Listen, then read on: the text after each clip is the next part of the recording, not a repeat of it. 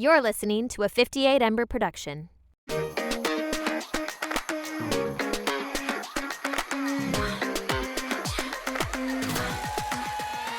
Hi there, everyone. Welcome back to another episode of Completely Fucking Clueless. My name is Audrey Jean Flowers. And my name is Sarah Alice Liddy, and we both use she, her pronouns. And today we are joined by a very special guest, Noelle! Hey!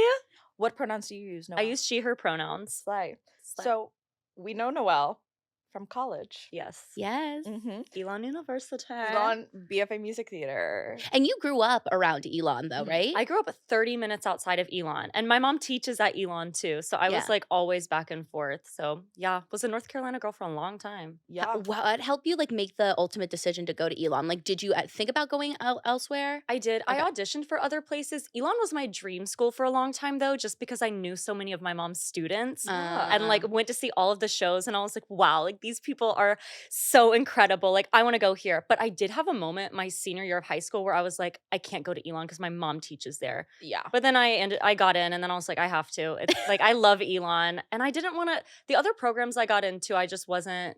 I got into one other program, and it was like a no-brainer. Yeah. So. I feel you. Yes. Okay. We love the lawn. We love the lawn. So this spring, you're going to be 4 years post-grad. Yes. How do you feel about that?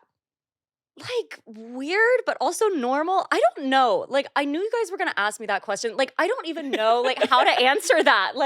I don't know. I think I was talking to my roommate, Marissa, last night just about, college, and it feels like a lifetime ago now. Yeah. And it's college was so fun, but I also feel so much more adult now in some ways that I'm I wouldn't really want to relive that. Even the fun parts, So I don't know. It just feels it feels right to be 4 years post-grad. I'm I don't know. I also feel like both our classes had a weird, just with the pandemic and how it timed out, there's just almost this giant Grand Canyon in between the before times in college and the post times. And that just feels like a different person to me. It does. That's the other thing too. I feel like a completely different person than I was at Elon. I feel I don't know, I feel more confident, I know myself more and more mentally stable than I was at Elon. Hey, I didn't always feel literally it's been up and down the past few years, but as of right now, I'm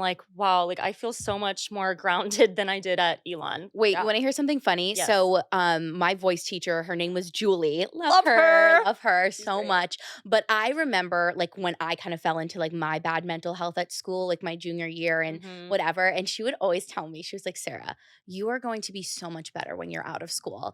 Just the amount of pressure you put on yourself, you are going to feel a lot better once you graduate. And I can confirm she was 100% right.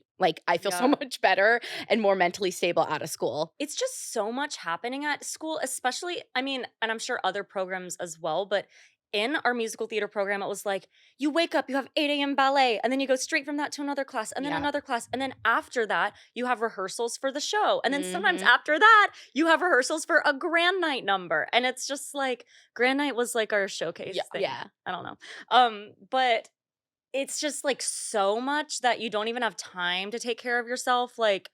Everyone's mental health is just not on the floor. I also didn't I didn't know how to use free time, and I'm still not great with free time, but between the high school I went to and then college, I never learned how to have free time. I only ever knew how to operate under you are busy every single hour of the day. You will maybe have time to eat and sleep. Because your high school was really intense too, right? Yeah.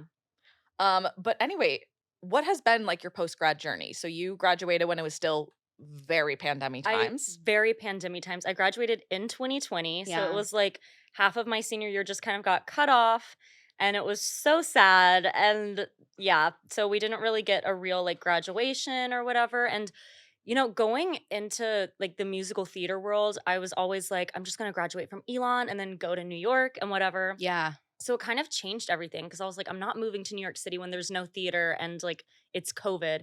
So I lived at home with my parents for a year and a half, worked at Lululemon. Honestly, it was fun. COVID was obviously horrible, but it was nice to be able to spend that quality time with my family for a while. Yeah. And then I moved to the city in 2021. So it's been a couple of years, October of 2021.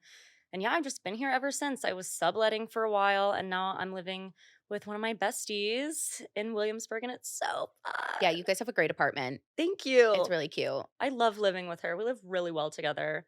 That's so amazing. So Finding somebody you live well with is like very fucking hard. And I'm weird about living with friends too. Like Me too. yes, because it's scary. Because it's like there are certain friends that I'm like, I love you so much, but I think if I lived with them, it could maybe ruin our friendship. 100%. Because I've watched that happen with a lot of people. Yeah. And so I think we just got super lucky. Like we live really well together and we can still be best friends. Like we don't get tired of each other. Aww. Like, you know, it's really nice. And we respect each other's space too. Yeah. Yes. I feel like, so I just moved in with one of my friends from high school. And this time I was really like communicative about things because I think in the past, like definitely when I was in college, like I just wasn't able to communicate things. I was too afraid to. I was also like those last 2 years living in Sheridan, I was like so mentally unwell. And I always like would go to my roommate Stephanie and be like, did I ruin this? Like, did I ruin our friendship because I'm like so like depressed? And she was like, no, it was like all my head and anxiety. But this time I was like, I need to make sure that like I'm communicating. We talk about boundaries, like we're able to communicate with each other. And I think that's really great because like, for example, there was a situation and my roommate just texted me and was like, hey, like, I wish you told me this before. And I was like, you're so right. Like, I apologize about that. That's all it has to be. Yeah. I don't know why people like, not everything has to be so big. Like me and Pete, oh my God. Her name is Marissa, but everyone calls her Pete. But everyone calls her Pete. Yeah, it was actually weird for me to hear you call her Marissa. I know. Because I have a sibling named Marissa and I never hear Marissa called Marissa. Yeah, I only ever hear her called Pete. So if I talk about Pete on this podcast, that's Marissa, my roommate. She's Pete. But like anytime there's a roommate thing where like she'll text me and be like, ugh, LOL, roommate text coming in. And it's just kind of like funny. Like she'll be like, can we please like clean later because it's stressing me out? And I'm like, yeah. And then that's like all that is. Which like is so funny because it's so simple, but like just so something that like at least I was so personally incapable of doing in college. No, yeah. Instead, I would just let it fester. I would complain to my mom. Yes. Yeah. I mean, one of my former roommates, like we fully stopped being friends for a year. And admittedly, that was partially because it was my friend Gracie and I. We lived together in the beginning of the pandemic. I remember. And admittedly, like none of us were doing well. Like I held no ill will towards any of us that were in that situation. But like we had problems mounting. We'd never really discussed them. Yeah. Problems mounted more and we were both doing really bad. So we full stopped being friends for almost an entire year. It wasn't until spring of 2021 that we like had a conversation and we were like, we figured our shit out and we're friends again. And she's someone who like I know like I can communicate with very frankly and we're like past that. But like we very much reached a point where it's like you need to either like learn how to do this or never be friends again. No, yeah, exactly. Either you can communicate or you can't. Yeah. And like communication's so important. Truly. I feel like that's something about like post-grad life that really had become like apparent to me. And I feel like most people, it's like, you know, when you're younger, you get nervous about these things, but then I think you realize like you're not able to maintain relationships that you want in your life unless you say something. Yeah. Exactly. Yeah. So what has been sort of your like work path post? Okay. Because we worked at Lulu for together a bit. We worked at Lululemon together. And they would never schedule us together. Which, okay, I would say they would never schedule us together because we distracted each other. But we only distracted each other when we were scheduled together because they never scheduled us together. Exactly. So whenever we saw each other, we'd get so excited. Exactly. And then we would never be on the same floor either. So anytime we passed each other, we would stop. For like so long. Like I would be like, Audrey, like I just see you, like I'd be walking to a different floor and we just like hug for like 10 seconds and I'd be like, I love you so much. And every single time we worked together, we just had this moment where it was like we hadn't seen each other in years. Like, I'd just be like, it was Audrey. like a coming home from war moment. No, it really was every time because I was always so happy to see you. Because it's like you're at work and like customers are like awful, annoying. No offense, guests. Full offense. But guests. I still call them guests. I work at a different store. Is that what they call them? Yes. You call their customers guests. And I like can't stop it now. I only can say guests. Guests. Yeah. That's so interesting. Yeah. It was a crazy time. But I started working at Lululemon in Greensboro just for like a year while I was the one at the Friendly Center? Yes, the one at the Friendly Center. Love the Friendly Shout out to Center. the Friendly Center. Love you guys. I love the Friendly Center. Yeah. And that was actually so fun. I loved my work friends there. And like it was COVID times too. So we were all like masked up for most of it. Yeah. like it was nice like going somewhere, even though we had to be really safe and socially distant. Like I feel like I had a community while I was home. Like I enjoyed going to work. Yeah. Like Friendly Center was great. Like I loved it. And then so the plan was just to transfer from Friendly Center to a store in New York, which I ended up transferring to Soho. Shout out to Justin Norwood, who's leaving Soho. who's leaving. Damn. Yeah. Just But shout out to Justin Norwood. But still the best shout out ever. Justin. But I think he's moving to a new store. Yes, he's gonna manage a new store. I couldn't have survived without Justin. Me neither. And I'm Thank also you, Justin. I'm sorry, Justin. I was I'm going also through sorry. a bad time. I was like, my mental health was so bad. Like, I was not a person. Okay, but anyways, I'm getting off track. Let's not go there. I transferred to Soho, and I also had a nannying job that I just did a couple times a week the first year, and then I ended up quitting Lululemon. It just wasn't serving me anymore. I loved everyone at Soho, and I love the company, but it just, I don't know. I think it just wasn't serving me anymore, and that's okay. And then I ended up going like more full time with this family I was with. And then I quit them and started with a new family recently who I'm loving. Yeah, the old family, I loved the kids so much. Yeah. That's all I'm going to say is I loved the kids so much. Yeah. And I miss them. And I actually still keep in touch with them. I just got one a birthday present a few weeks ago. Aww. So it was really a hard decision because I was like, I freaking love these kids. Like, and I know they love me. I was with them for like a year and a half, but it was just time. It became like not a nannying job and more of like a helping the family with everything job. They had me photo editing a picture for them. Like that's supposed to look like an Andy Warhol style picture. I've never photoshopped in my life. That's also like so far away from it's because they always wanted to get their money's worth is what like me and my therapist decided together is like, so even if the mom was like hanging out with the kids and I was still there, I had to be doing something at all times, which is fair, but it was like silly things. It wasn't just like it was like, we want this photo edited like picture of the child hanging up on our wall, blown up. Like, can you use our Adobe Photoshop and photo edit this? And I was like, I've never used Photoshop before. And they were like, that's fine. Like, you can just Google it and YouTube it. And they would get so annoyed with me when I'd send them a picture and they'd be like, like this thing is off. And I'd be like, I would have to like Google for another like hour how to change that one. It was actually insane. Like, I want to write like a musical or like a play about my experience with this. Like, yeah, it was like insane. It was not nannying. It was like me doing whatever they wanted me to do. And then they would get mad at me when I would do it wrong. And I'm like, I don't know how to do this. Like, that is insane. Yes. Wow. But I love the kids. Okay. Like so much. Yeah. No, everything else was not it. Insane. I'm like shocked. I got yelled at a lot. Oh, I'm sorry. It wasn't fun. I nannied as well my first like year and a half post grad, and I love the family. They were great, and it's so hard to like when you know it's time to go and like leaving those kids. Like yeah, I know. I still think about them all the time. Yeah, I've ran into my childhood nanny a couple times, like since I've grown up, and it's like weird because I've a couple times. One time in middle school, I ran into her with like with other kids, like around the age I was when she nannied me, and it was so weird. I was like, no, you're my nanny. You're my anyone else. Yeah. But I'm with like a new girl and her mom, and they're so sweet. And like, yeah, I'm really enjoying it. And other than that, I cater sometimes. Yeah. Which is fine. I mean, the outfit is like horrendous. Like not giving. But it's good money for a short amount of time because it's like you can just pick up shifts. It's super flexible. So like they'll send out shifts and you deny all of the ones you want to deny, and then you accept the ones you accept. And it's like, so I'll just like work like a 10-hour shift or something, but then I get like a really good paycheck that next week. So it's worth it sometimes, but I literally, one of our other friends I was talking with, he was like, I work at one job, you know, for like regularity and consistency and whatnot, and then I do catering to actually make money. No, yeah. Yeah. It's true. Except a lot of shifts haven't been popping up as much recently, so I think I might need to get a second job starting in January. Because nannying it's super part-time right now. And so I feel like I just need something else to do. The holidays get fucking weird. Yeah, holidays are a hard time. Especially for like I think jobs that are, you know, part-time or just like more inconsistent. I was complaining about this to my mom. This is way off topic. We'll eventually get back to the questions that we planned. But so where I work has been recently, I was just there for the where are you working right now? Oh, Audrey's work. I'm not saying on the podcast. Okay. I'll bleep this out. I work at Catbird. Oh, Okay. Which I like for the most part. Nice. They've been kind of shitty recently. Oh. But they're doing this fun thing where I'm gonna cut that out. You guys aren't gonna get to hear. Because I've decided to not say the company name of where I work at. I think that's smarter to do around this time. Fair.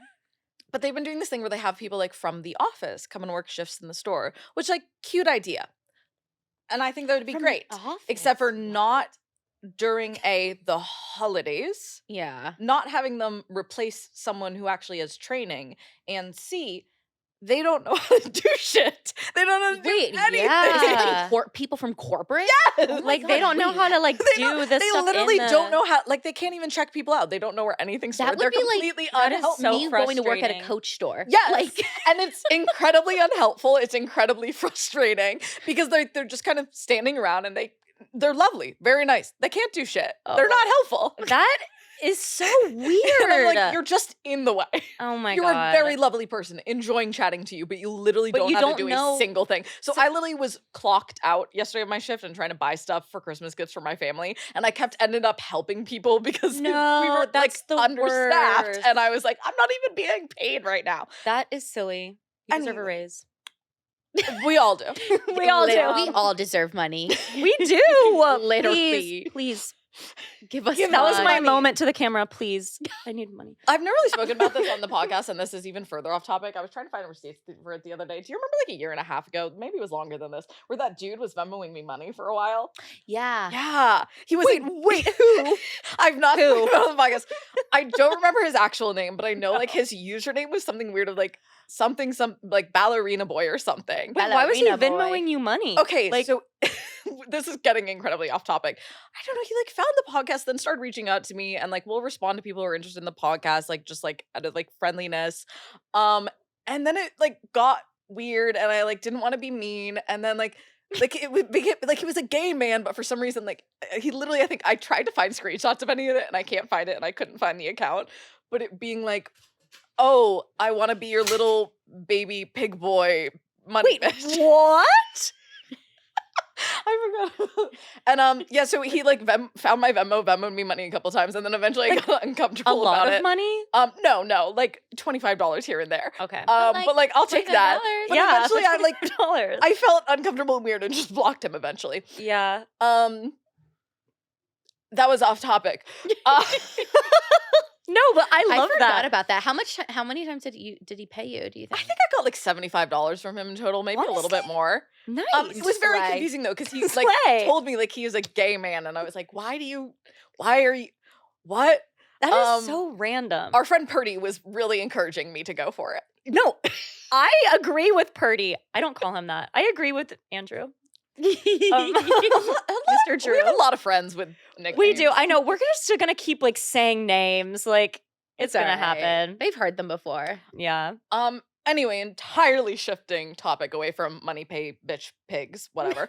Going back significantly in time. So you were born without one of your eyes, and you were worn a prosthetic for your entire life. Yes. So when I was born, it's actually.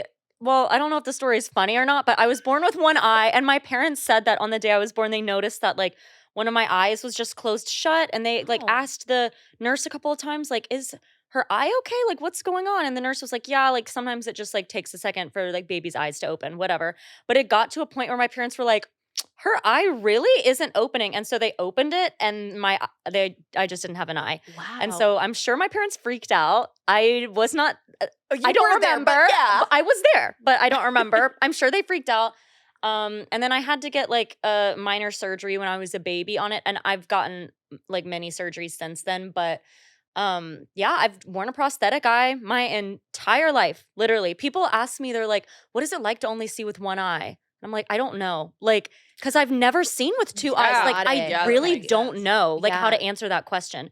But my vision in my good eye is like 20/20 perfect. Wow. Yeah. Do you want to know something embarrassing? I might have said this on the podcast before. What? I, through my sophomore year of college, said hindsight's 50-50. Because I didn't know it was a vision reference, and no one ever corrected me. It's hindsight's 20/20, like 20/20 vision. No one ever corrected me. 50-50. I said that for decades. No one said shit. Wait, I honestly probably wouldn't have even thought anything of it if I heard you say that. I'd just be like, yeah, 50-50. I think people thought I was doing a bit. No. I thought I was doing a I'm bit. just a little silly in the brain. That's okay. So yeah, you've had a lot of surgeries and like what has that been like? It's okay. So I'll just like get into it. Yeah. I have like a different experience than a lot of other people with prosthetic eyes. I've kind of had a really tough journey with it. So I think like a lot of people are born with two eyes but end up like either getting a prosthetic eye from an injury or a disease or something. So when that happens, obviously that's horrible and I don't wish that upon anyone, but their eye socket still had like used to have an eye in it, so it kind of retains the shape of having an eyeball. Oh. Whereas like for my entire life, I would have to go, especially like growing up and like when you're a kid, you grow so fast and going through puberty. I had to go to the ocularist, is what the doctors called, a lot. And they would add onto my eye like every few months so that my eye socket would grow with my other eye, or else like it would just stay the same size as I was when I was a baby, like my whole life. Wow. So it's kind of like braces in a way, but like for my Like a eye. palate expander. Yeah, no, literally, but like for your eye. So I had to do that. And my eye socket shape was always really like so messed up growing up. Like, and it was really hollow. And so the volume of my eye was kind of like weighing down. And I had this one ocularist who she was really problematic, quite honestly. And I remember one day I was like in 6th grade and she said to me, Noelle, you're getting to the age where you're going to want to look pretty for boys. And just know that it's what's on the inside that counts. I will never, ever, ever forget that. And at the time, I didn't even realize like what she was saying or what that meant. Also, like, I don't know, whatever. Anyway, so like I was about to get into it, but I won't on the podcast. But she pretty much was like, you need to get this surgery because there's not much else I can do. Like your eye socket is super hollow. Like you have to get the surgery and I got it, where they took fat from my hip and injected it all throughout my eye socket to add more volume to the eye socket so that my eye, it's funny, prosthetic eyes also aren't like this. They're like this. It's like a shell that like sits over fat. Okay. Oh. So weird, right? Interesting. I mean, it depends on the shape of your eye socket, but that's like ideal. Okay. So I think I'd always imagine like a ball. Like a literal sphere. Yeah, I'd imagine No, like literally in Pirates of the Caribbean. I think there's also, a bit. Fun fact, on the back of my eye, there's a smiley face. Wait, that's so okay, cute. yeah. But anyways, yeah, right? And it's like the secret that, well, now everyone's gonna know. But like no one knows except for me. But now everyone knows. So I got that surgery and it did not go well. It was like my ocularist at the time was not coordinating with the surgeon, and my family and I were just like listening to what she said. Like, yeah. And being like, okay. And I just remember having anxiety about it for months because I was in 7th grade and I was like, I'm getting surgery. Like, that's so scary.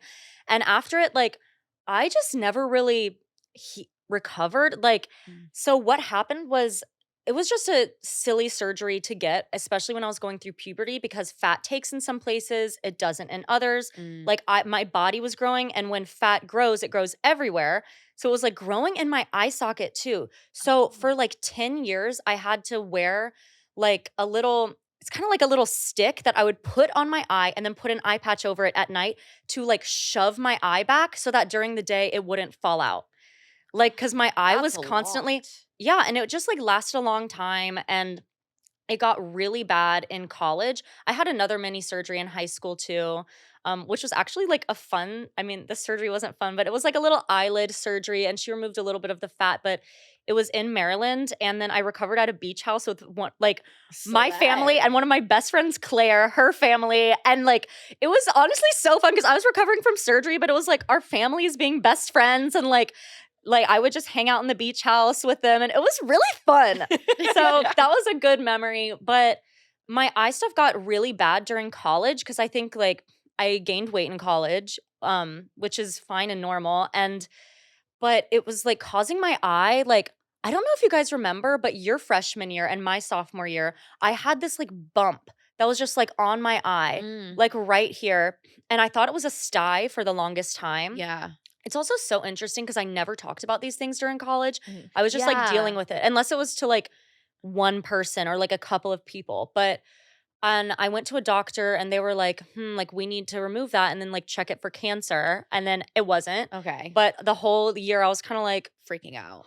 Like what is this thing on my eye? And so it turns out, so the fat was growing so much that I kept having to go back to my ocularist and he kept making my eye more and more thin because the fat was growing. So he'd have to make my eye more thin. And it got to the point where it was so thin that it caused this bump because it was irritating. Oh. And so then I finally got the bump removed months later, right before Italy. Sarah and I went to Italy together, or like with a study abroad group. It like literally the week before Italy, I got it removed. And so I was in the patch healing. And then I remember I took the eye patch off for the first time, like when I got to Italy, because I was like, everything's going to be good. And my eye literally would not stay in. I remember freaking out because I was like in a foreign country. In a foreign country with like, and I was embarrassed. I wasn't super open about my eye at the time. And that's not something, especially as like a college student, to be like, my eye's falling out. Like that, it's like, how do people, no one relates to that. And it felt embarrassing. I remember like, thank God my mom was on that trip and like taught it. Cause I remember going up to her in class one day and my eye doesn't just like boop, pop out. It's like, I can feel it. Like I can feel the fat pushing it. And so I went up to her during class one day and I was like, Mom, like my eye is going to fall out. Like it's not going to stand. I don't know what to do. She was like, go back to your apartment, put on an eye patch. I'll tell everyone you have a stomach ache. And I was like, okay. So I did. And I was in an eye patch the rest of the trip. Yeah. And then after that, I got another surgery where they removed fat. My eye stayed in for a long time until this year. Also, I was about to apologize for talking so much, but that's the point. We're on a podcast. Yeah. Okay, anyways. That's the whole thing. Okay, so I'll keep talking then. This is my lucky day. So this year, my eye was good for like a few years because I had another surgeon go in and remove some of the fat. And then back in December, I remember telling Pete, I was like, my eye feels weird. Like, I feel like I don't know what's happening. I just feel like something bad is going to happen. Like something's wrong with my eye again. And I hadn't felt that way in 5 years. And I thought like, hopefully my eye patch days were done, whatever. Like my eye was stable for a long time after not being stable for like 12 years. Yeah. I went like 5 years where it was like pretty good. It didn't always look the way I wanted it to look, but I mean, that's life. Do we ever look the way we want to look? No. So it's like, literally. And then like I could just feel it. Like my eye got kind of infected and like something weird was happening. And there was just one day in February where my eye, like it had been bothering me for a few weeks. And I was like, I told Pete, I was like, I'm going to have to get surgery this year. Like I just feel it, like something's wrong. And then there was one day I was just in the bathroom washing my face and my eye just came out and it would not go back in. I like tried and I just like went out to Pete and I was like, my eye just fell out and it's not going back in. And I just knew, I was like, this isn't something that an ocularist can fix with the shape of my eye. Cause it was like the fat was just like nothing was gonna fit in there. So that's why I was in the eye patch for like 6 months this year. And it was scary because it was like, I knew I needed surgery, but I didn't know what kind, I didn't know what surgeon, and I didn't know when it would be. So I was just like in an eye patch, like living life, like not knowing what was gonna happen. And then I finally found an amazing woman surgeon, Dr. Merbs. Thank you, Dr. Merbs. She did surgery on me and she reconstructed my entire eye socket essentially. Wow. And like, will it last forever?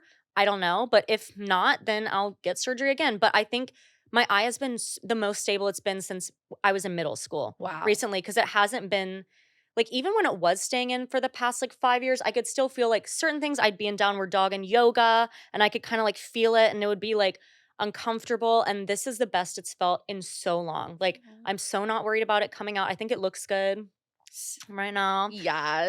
And it's just like, yeah, it's been a crazy little journey. That's a big ride. journey. Yeah. It's been a ride. That's a ride. I didn't really like, I think we both, when we were like, talking about interview questions and stuff, we both didn't know like the specific, like detail to detail story of like your eye and what had happened. So It's no interesting to one hear. does, except, well, that's not true. I feel like more people know now, and I've always been open with my best friends about it, but it wasn't till this year when I actually started talking about it. Like, I posted about it on Instagram. Yeah.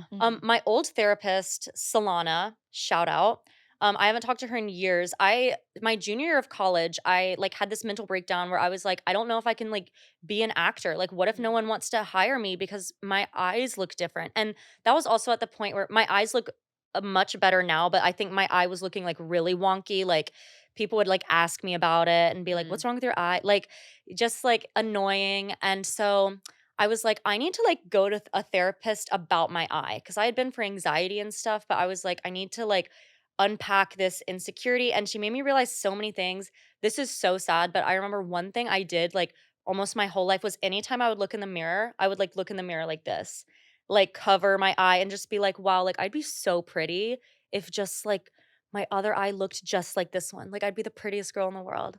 And I told my therapist that. I was so open with her about it. And she was like, okay, you're never doing that again. She was like, therapist caught that shit like boom. She was like, that is like literally telling your brain like most horrible things. Yeah. Like, and so I haven't done that since. And I think my narrative around my eye started to change like senior year of college when like I really wanted to play Violet. And Violet, because it's like a character in a musical and she's just like has a physical difference on her face. And that was the first time where I was like, oh, like I can use my story like for good and I don't have to hide who I am. I can like, because I was always like, I'll just like, I can do theater because the people in the back of the audience won't be able to tell and the audience won't be able to tell. But it's like, maybe I shouldn't not want people to be able to tell because it's who I am. Right. And so this year I was kind of forced, like I got in the eye patch and I was like, I've done this before and how can I do it differently this time? Like how can I, because I would just sob all the time and like, I've cried so many tears over just like my eye and because other people don't get it either. It's just like some weird thing. I always thought like boys would think I was weird. Boys, like, because male gaze, like literally the male gaze ruins this world because like just thinking about like me and my weight and you know like and I would always as a middle school student would be like, what if boys don't like me because of how much I weigh? No, it's I feel you. It's like insane. Yeah, the male gaze ruins everything. Literally everything. Literally from a young age, having my ocularist be like, you're gonna want to look pretty for boys. Well, it reminds me of my brother. That is presumptive and rude on so many levels. Right. Yes. It reminds me of my brother Aiden, who grew up with learning disabilities, social disabilities. And at a young age, like one of those doctors that you go to for that, like who tests you out, said to my mom, like, he's never going to make it to college. Like, he probably won't graduate high school. Like why? Yeah. And then my mom now every year emails that doctor and is like, yeah, he's made the honor roll, had a 4.0 in college. It's like getting a dual degree in economics and something else that I don't remember. Oh, and, yeah. like, he's thriving. So like that's amazing. It's so sad that these doctors, like, especially you're so fucking young, like, you know, that sticks with you, like you said. And there's sucks. so many issues with it on so many levels. It's like her being like, one, just assuming that it's for men, like so heteronormative. Two, like perpetuating the idea that I need to look pretty for men, like because we're socialized to look good for men.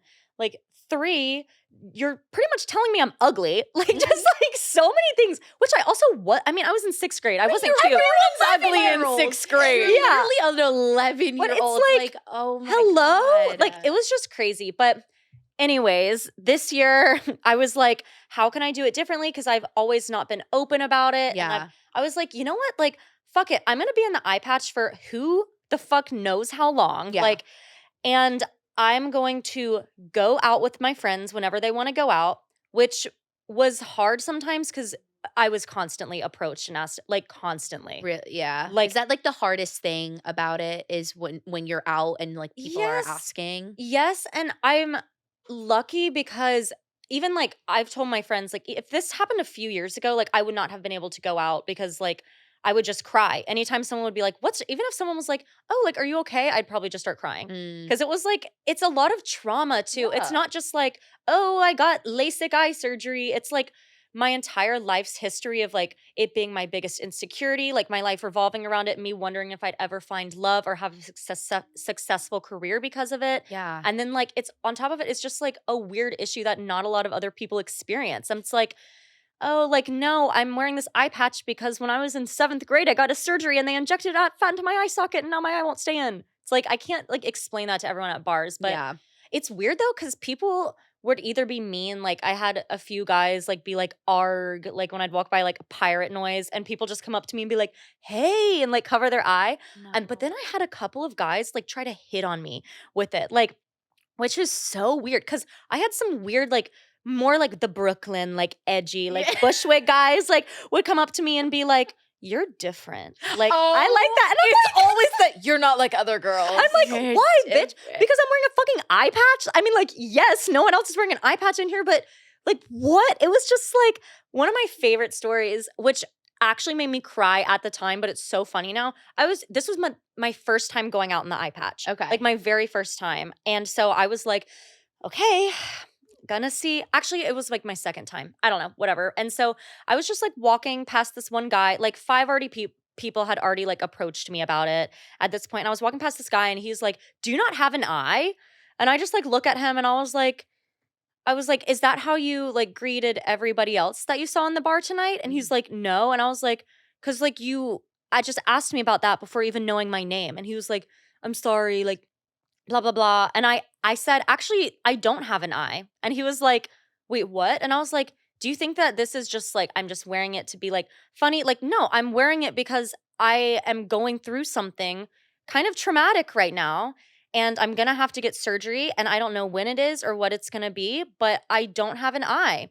And he was like, wait, like, I'm so sorry. And I was like, well, yeah, like, cause you don't know what's happening. Like, do you, like, if you see, PSA, if you see anyone with like a physical difference or like just something like that looks like an injury or something, you don't know how they got it. Like, it wasn't just some funny, like, oh, like, I slipped and fell, and even that could be traumatic, or probably would be if I was in the patch. But, and then he starts to go on and say, I'm sorry, I honestly just thought you were so pretty and I didn't know how to talk to you.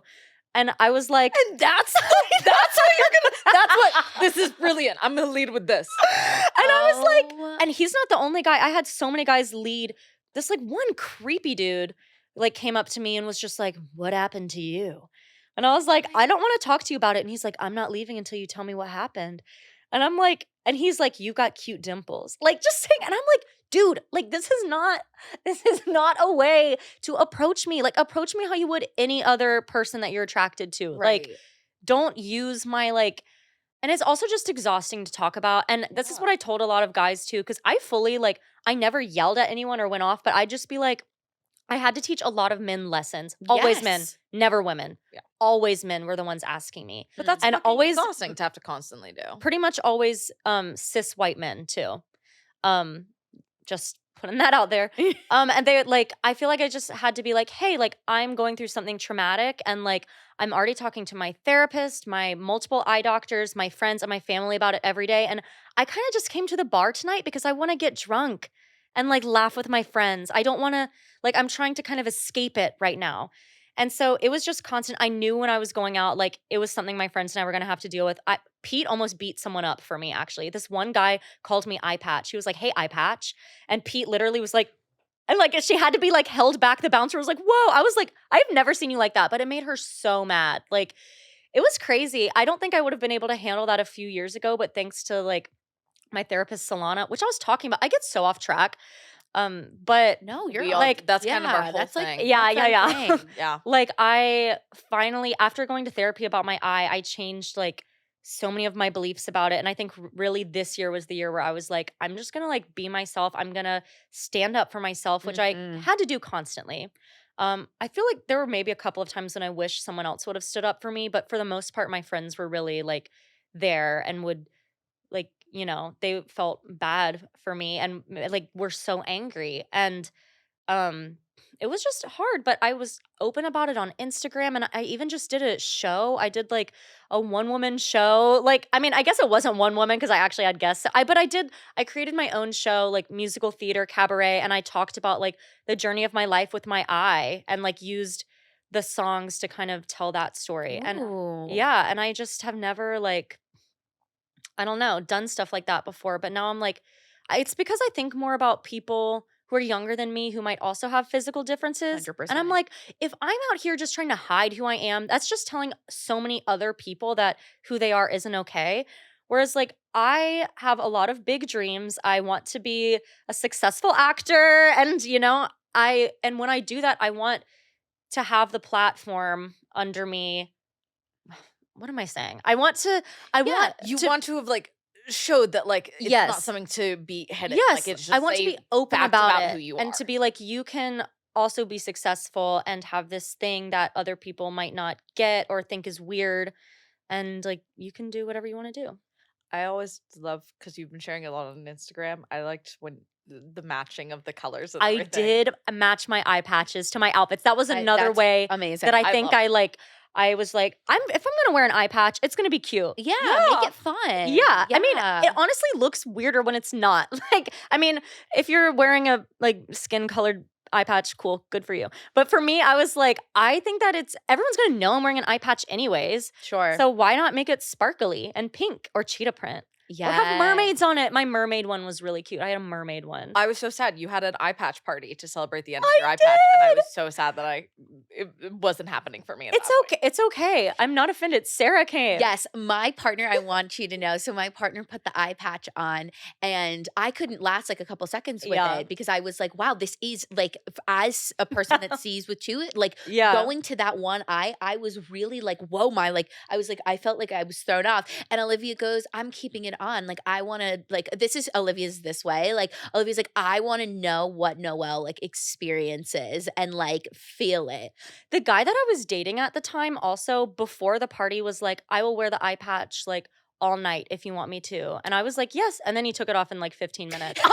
And you're not gonna do it. And I said to him, I was like, I thought you were gonna wear it the whole night. And I did say to him though, because people were like, I can't see. And I was like, okay, you guys don't actually have to, like, you can take it off. So we did. So I did give him permission to, but I was still kind of like, damn, like all these other random people, like Olivia, like someone else's boyfriend wore it the whole night. Like people were like wearing it. And I was like, damn, not even the guy that I'm dating can wear it. Like, whatever. But yes, I had an eye patch party. It was so fun. I made everybody, it was when I finally got my eye patch off, like after I was recovered from my surgery that finally happened, I made everybody else wear an eye patch except for me. And I had so many leftover eye patches that I just like scattered over tables in my apartment. And like I made cake balls and put candy eyeballs on them and like made little snacks with like olives and cheese that looked like eyeballs. It was cute. really fun. It was like, I mean, I've never been to an eyeball themed party before, so it was I love a iconic. themed party. I don't care what the theme is. I love a themed party. It was iconic. I'm not gonna lie. It was. I know. It's so cool to like hear you like talk about the ways in which you stand up for yourself, because that like takes so much strength and power, and like it's just like so good to like, because these like people that come up to you, like I'm just like, what is going through your brain? Like personally, I'm like, I cannot fathom like somebody doing that. Like it's crazy, but do less. Right. Do less, people.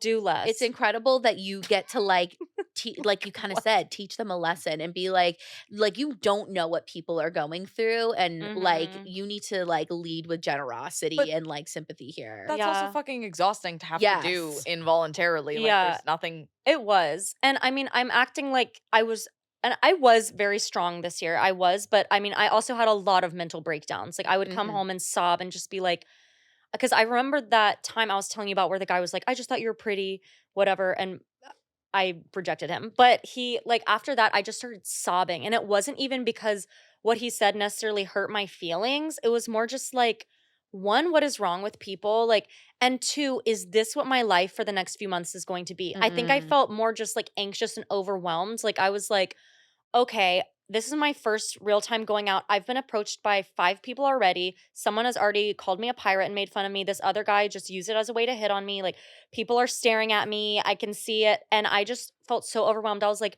this is what I'm going to have to deal with if I'm in public for the next few months. And it was just overwhelming. Yeah. But I made it through and I learned a lot from it. And actually the day I got the eye patch off, I was kind of like, aw, like I'm gonna miss it. And then someone was like, you can just wear an eye patch if you want to. And I was like, okay, true. But it was a journey. It taught me a lot. And I feel much more confident in who I am and with my eyes now. Like I had never talked to a guy that I've dated before ever about my eye problems until this year. Okay. Which was a big step for me too. Because I was always like, once I tell them, they might get weirded out or creeped out and not want to. But I'm like, fuck that. I'm so much cooler because of it. I have this like cool, unique thing about me that not a lot of people have. You have a smiley face on the back of your eyeball. I know. I do. That's fucking amazing. I'm smiling on the inside and the outside. Slay. That brings me back to like, so another shift, but this is a piece we were eventually going to get into anyway. With auditioning, one of our friends like would always have like, I think one of our friends had an old childhood passport photo of one of our other friends in the back of their audition book and was like, wait, what? And someone else had like a marshmallow or something. People just had weird. People in our class are just storing weird shit in the very back of their audition book, basically being like, "Oh, it's a little secret that they don't know that I've got a weird little photo of Miguel in the back of my book." Wait, I love that. That's cool. So I've started doing that.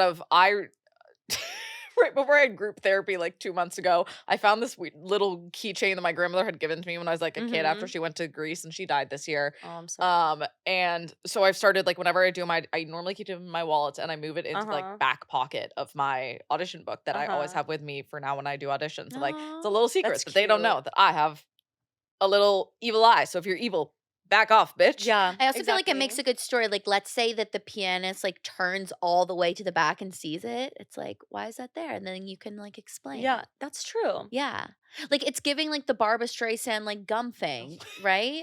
If someone did that shit today, people would be like, "You're an asshole." I know. So before we get into auditioning, datings, 20s. Dating in your 20s. We've talked a lot about dating over our our years. Our first major interaction with each other, your sophomore year of college, my freshman year of college. Oh yeah, that was our first interaction together. I was like, "What are you talking about?" Wait, Eskimo sisters. I can't quite reach you. For clarification, they have a mutual ex, right? We can call him that. that. I guess he's an ex. Like, yeah. A mutual, like. I call it a soft ex. He's a soft ex. A soft ex. Yeah. Which is a situationship. Yeah. It was yeah, we both had a situationship with the same guy. Did you know I hooked up with him again senior year? Bad call. Yes. It ended poorly Yes, again. I did know that. Yeah. I did.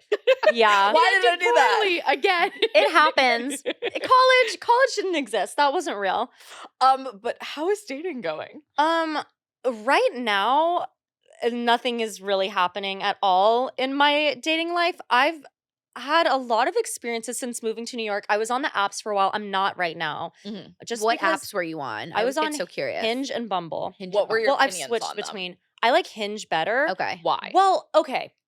I say recently, I downloaded them again like a couple months ago, like for like 1 week and then deleted them again. I haven't been on them barely at all this whole year, but I thought Bumble had better options. Mm-hmm. Just people who looked more like compatible with me, similar. And I didn't get as many matches on Hinge. Like I feel like I was getting so many matches on Bumble, but on Hinge, like I also just like to see the people who like me. And I feel like I'm just swiping no on all of them. It's people just saying weird shit sometimes on Hinge. And like, just like, we are not compatible. Or someone will have like I'm conservative, or like conservative men will like me a lot. And I'm like, believe what you believe, but we are not going to get along very well. Like the thing that's been pissing me off recently is there was always moderate that you would see, and that usually just means conservative, but they don't want to admit it publicly. Conservative, but like I don't hate gay people. I see a lot of people now that are just putting fully apolitical on that, and I'm like, that bothers me more for some reason. Yeah, it's like, do you how not can you care? fucking be apolitical in this world? Yeah. Fuck you. It's weird. But I also like Hinge more because of the prompts, and I feel like you get to know the human better. But I don't know. Like, I haven't been vibing with it. It's hard for me to get excited about a person I've never met before. Yep. It's like, and I'm not in a place right now, like, I am single and I am ready to mingle if something happens naturally, but I'm not trying to, like, I just feel like dating apps are work sometimes. Like, it's like I have to swipe and then find someone, and then you have to plan a date, and it's like, well, I'd rather just hang out with Pete at home than like hang out with some guy I've never met. Yeah. Like, I care about my friends more than someone I've never met. Granted, I've been on Hinge dates before and met a couple of people on Hinge that have ended up really liking because I like gave them the chance and then the date went well. But I'm just not in a place right now where I want to like go on dates with people I don't know. That's kind of where I'm at. Because, like, it is a lot of work. You can find someone you really like from dating apps, absolutely. Yeah, but it is genuinely a lot of work, and I don't care that is. much about having a partner right now to, like, put in that much work.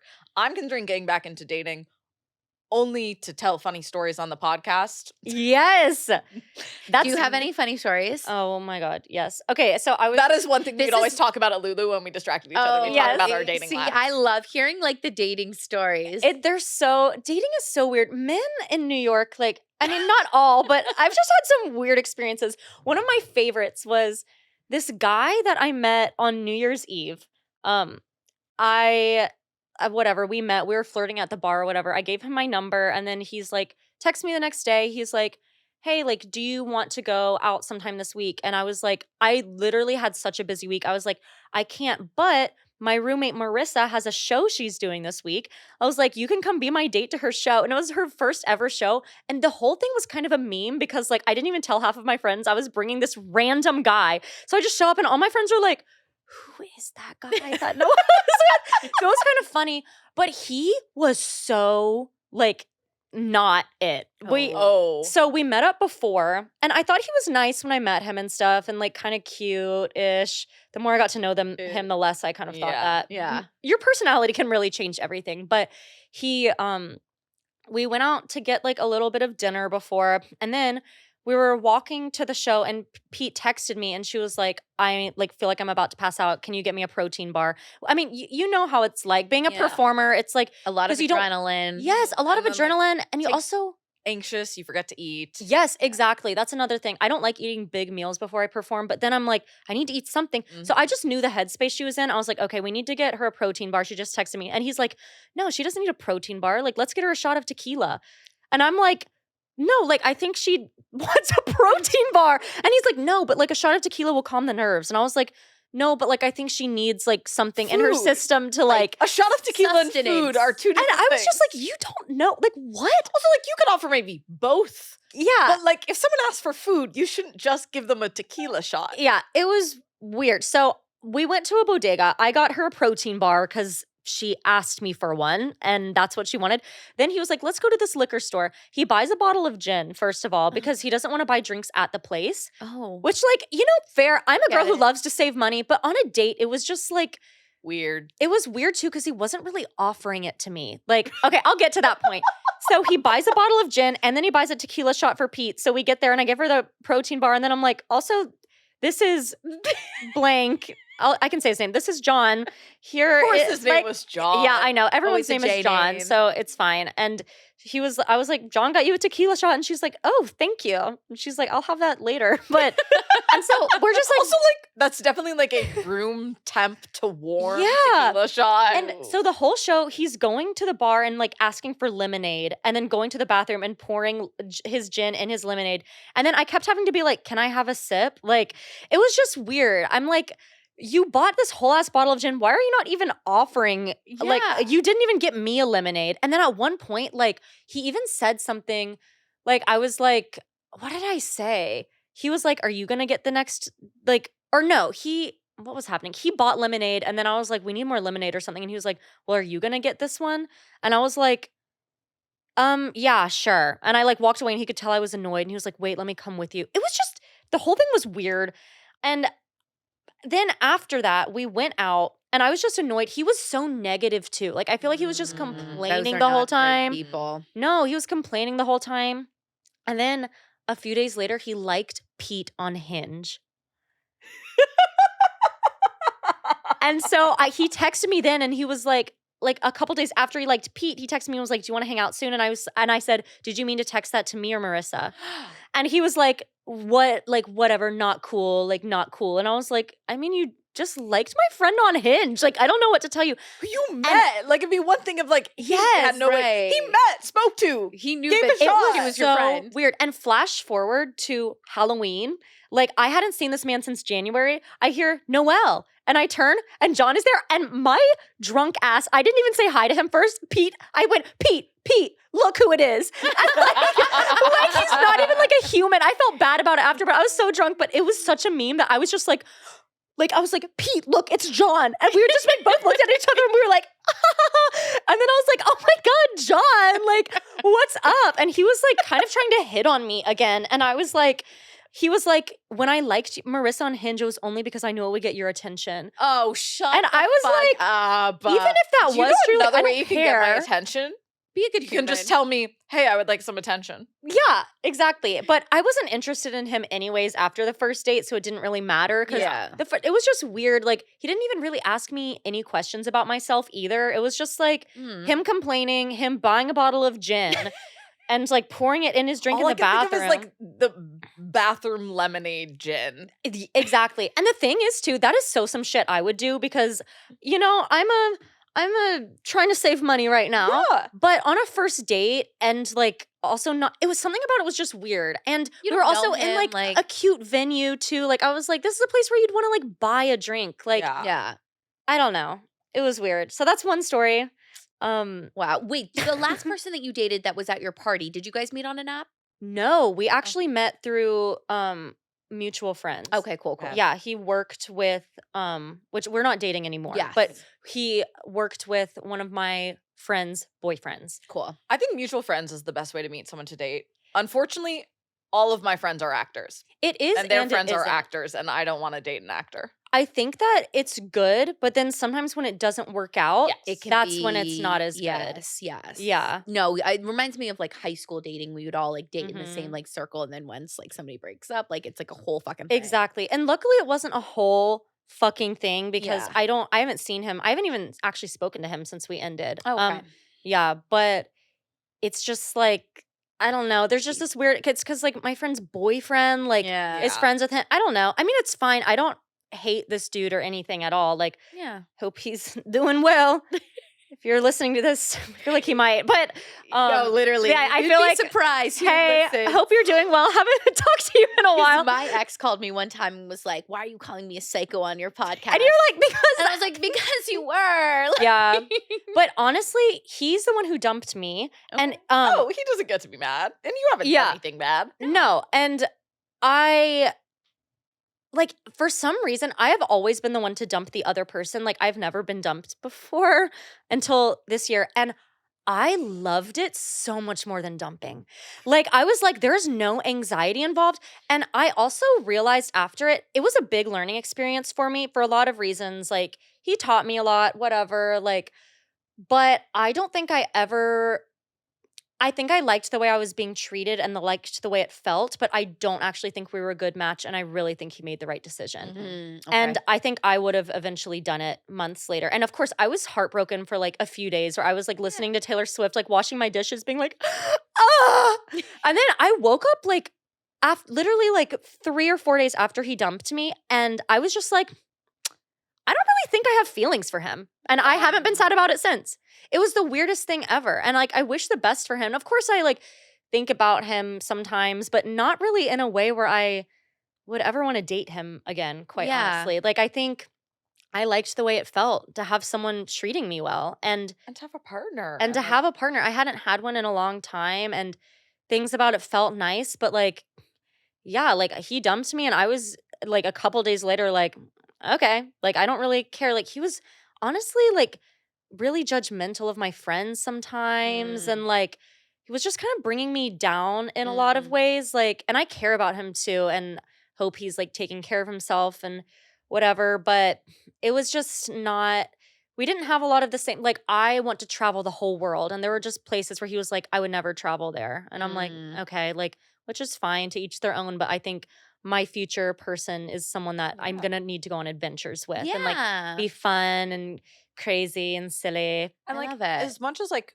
we're not at an age where I think most of us are like intentionally dating super seriously, like I do think we're all kind of reaching the age where it's like, oh, if we're maybe just like not compatible in the things that we care about, like why do this? This doesn't make sense. Yeah. And he's a nice guy, but I'm really glad that it ended when it did too. Cause it was a good time. And now I'm like getting to be single for the holidays and like, I saw this TikTok the other day actually where this girl was like, I don't want to find a boyfriend. I want to find my person. And I was like, that is how I feel. Like because I haven't had a boyfriend like with a label since like high school. It's been a really long time. And of course I've had flings here and there and I've had like probably my heart broken by people who I wasn't even in a committed relationship with. But I'm like that too, where I don't want to just find someone who I can be with just to be with a person. I want to find my person. And until then, I'll just be vibing. Like, but I don't care about getting in a relationship with someone if they're not the person for me. And I've always felt that way, which was so weird that I dated this guy who after the fact, I was like, he's not my person. And it's so interesting that during it, I didn't realize that, even knowing there was always this voice in the back of my head being like, Noelle, I don't think he's it. I think like you guys don't have a lot of similar interests. Like he's like, can be negative, quite honestly, and like just certain things. But he was buying me flowers and ice cream, and I was kind of like, oh, like I haven't really had this before, like in a long time, and it's nice. And so now I feel like I'm ready for the next step to find someone who treats me like a queen and buys me flowers and like is amazing and whatever, but also we're super compatible. Yeah. And like the same things and like we're positive and trying to grow together too. Like I love self-growth. That's what I keep trying to like explain to my mom is like, I'm not interested enough in a relationship to be with someone just to not be single. Like if I find someone who I really fit with, absolutely. Yeah. But it's like, I would rather be single than be with someone who doesn't add anything to my life. Exactly. Yeah. Okay. Yeah. So now it's time for our final question. Okay. Which you already know. Why did I like forget what it is though? It's okay. It's your clueless moment of the week. Oh, fuck. We say of the week, but it can be of whenever you want. Yeah. It can be as big as you want, as small as you want. It can be like mine before has been like, hey, I don't know how to change the filter in my dishwasher. Or as big as I think I might have committed tax fraud. Oh my God. Fuck. I like didn't think about this before. Like I should have. You literally texted him about I did. earlier. I texted him about it and then I didn't even like think about it. Okay. Let me think of a clueless moment. Take your time. We have the Okay, ability something to edit. dumb. Okay, you have the okay. Oh yeah, we have the We ability. do have the ability to edit. Okay, thank God. I'm like, what is a clueless moment I've had? I mean, think so of many. A recent one that I had. Okay. I typically write them down.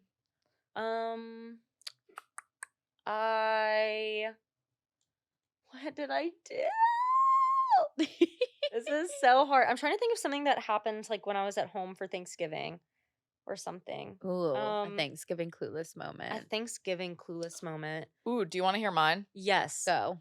So I've gotten back into auditioning. The first one I went to, they weren't seeing non-ec people. So we ended up getting cut. And then the second one, all of a sudden they said something about EMC, and I went, I'm EMC. I probably should have already been thinking about that because there's sometimes an EMC, and I don't know if there's I've been so out of the game. I don't know if there's always an EMC list. I don't even know if I need to ask about it. Like someone mentioned that like, oh, there's been auditions where they're not seeing non-ec except for EMC, and I'm like, I need to figure out how this works. But they're also like closing the program down in a year. So that's my clueless moment is I don't know how anything works in auditioning. I have a clueless moment. Okay. Amazing. I was nannying like a couple weeks ago and we baked this entire ass cake. Like we baked a full cake and then she already had icing at her home. So we iced the whole thing only to find out that the icing was expired. So that was my clueless moment. Ooh. Look at the expiration dates before you ice your So cake. you guys didn't get to eat it? Actually, we ate it anyways. Yeah, And I would have eaten it anyway. I would have eaten that shit anyway. But it was funny because we were eating it and we were both like, hope we don't get sick. Like, and we didn't. It was fine, but it was like a year old or something. It was like, yeah, like. Well, was it like the stuff that like is shelf stable? Yes. Like, so I feel guess like it was most fine. Things like that can usually last a while after they say. Yeah, and it did taste a little worse than like icing normally would, but I was like, we just made this entire cake, like we're eating it. Yeah. Also, I accidentally cussed so much in front of her the other day because like we were walking in the street and this car just zoomed by and I pulled her back and I was like, holy fucking shit. And she was like, but then she started laughing so hard. She's 11, so she's a little older, but I was like, sorry. And she was like, I know those words. It's fine. I was like, okay. I know those words. My niece and my nephew do similar. They know the words, but they call us out whenever we accidentally use them. Like they're oh my God. They never miss a single one. And because they know that we're not supposed to do it in front of them. And I'm like, dude, I try so fucking hard to not swear in front of you. And it's hard. And I think it's silly. It is hard. I love kids. They're so Me silly. too. They're silly. All right, Noelle, thank you so much for being with us today. Thanks for having me. This was so fun. Right? Where can the people find you? Yeah. Oh, you guys can find me on Instagram at Noelle Cornelius. Also TikTok. My TikTok is really weird sometimes though. Like But it's funny. But it's funny, but it's weird. But yeah, you can find me on Instagram or TikTok and Venmo. After like your story earlier, I'm like, Venmo. and Venmo. We don't have Venmo, but you can follow us on Instagram at Completely Fucking Clueless. And on TikTok and YouTube at Completely FCK-ING Clueless. Thank you guys so much for watching this episode. Have an amazing Tuesday. Have an amazing week. And don't forget to be motherfucking clueless. Kisses from mommy.